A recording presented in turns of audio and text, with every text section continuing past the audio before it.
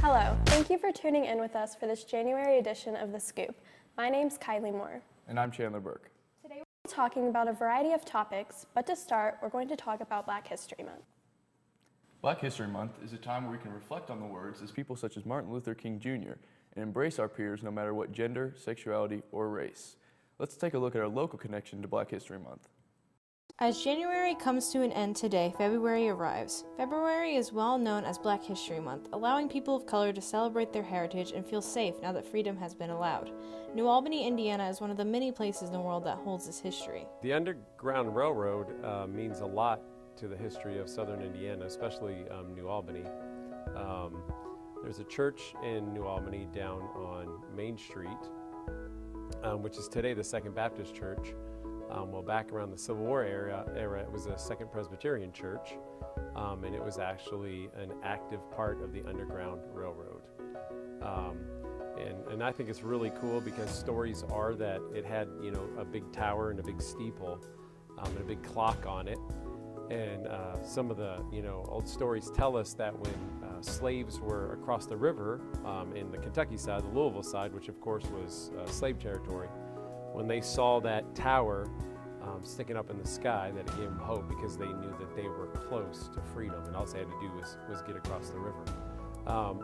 So the church actively, and a lot of members in New Albany actively helped out with the Underground Railroad. A lot of the even rich business owners, there's stories of some of the business owners allowing the Underground Railroad and escaping slaves to use their trains, hop on their trains that they were using to transport their goods, and just assisting them any way they could.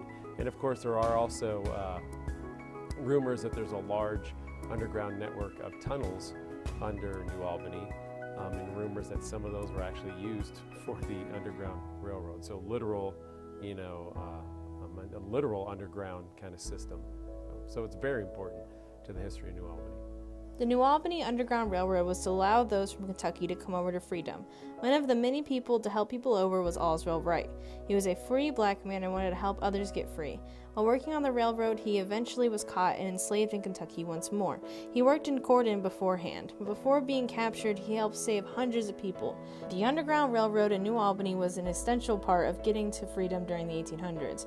The New Albany Underground Railroad Gardens is a place for people to go and pay their respects for those who fell on their way to the railroad, or to those who passed before they had even had the option to. This month is for celebration and mourning, allowing people to be comfortable in themselves and their heritage. Alongside us today, we have Miss Wise and Calvin Brown. Thank you guys for joining us today. Good to be here. As you guys know, February is Black History Month, and being the only teacher of color, and then on the flip side, being in a school where it's 93% white, how does that affect your day-to-day life? At first, I was just happy to have the job, and I didn't really think about being the only staff member of color, but as time wore on, I did realize the things that came with fulfilling that role. And it did stress me out at first, but now it's more of a badge of pride that I wear. And I also like the fact that it allows me to connect with our minority students on a different level. That's awesome. So for me, being in a predominantly white school, like you wake up every day and you think, at the end of the day, I'm gonna be like myself. I'm gonna act how I always act. But at the same time, there's like you hear people talk, you hear the stereotypes. So you, in the back of your mind, you always know you don't want to confirm any stereotypes for anybody because everybody's their own person. And, Yeah, for sure. Must be difficult. Yeah, we can see in our local area that we have a rich African American history with the Underground Railroad through New Albany. But why is it important for us to celebrate Black History Month? I think it's really important because, a lot of the time when you talk about history and being an African American, it always comes with a negative connotation or something. So it's good to take time to appreciate where you come from and celebrate your culture.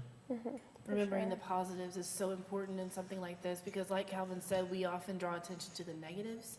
And while remembering the struggle is important, I think it is even more important to highlight those that have succeeded despite the struggles that come with being an African American in a community like this one. And inspire us to continue the successes. So recently in a news report, there was a reporter who said a racial slur. And so I know that brought a lot of outcasts and stuff. And so what do you guys feel? How do you guys feel about that and how that plays a role in society today? Calvin and I were actually talking about this earlier. I feel a lot of people are.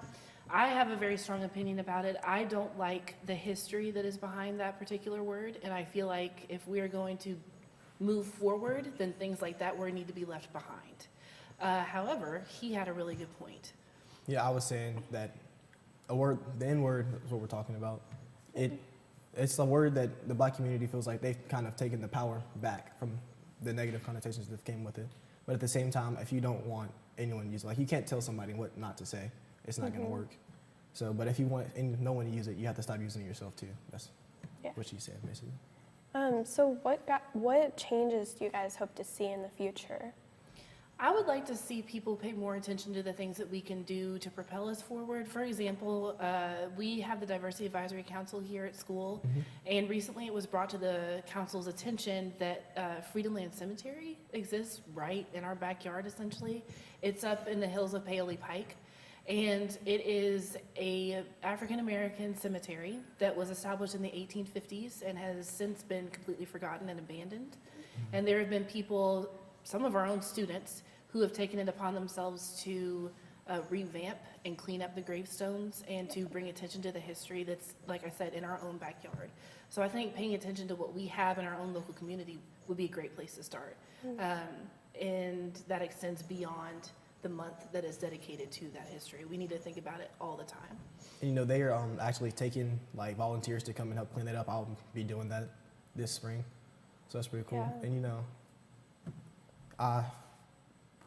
well, really a change I want to see is just having an open dialogue about our culture and where we come from. Absolutely. Something, being honest, being open to, like, if you say something that someone might find offensive, being open to talk about it and not immediately get defensive or anything about it. Yeah. Definitely. I don't think that conversation happens enough nowadays. So. Yes, creating that space where it's safe to have that conversation, to ask those questions, to understand both sides. That's a good place to start as well. Yeah, and thank you guys so much for joining us today. And I think it's really good that we have this sort of platform where we can talk about these issues and just create a better, happier world. Absolutely. 100%. Thank you. Thank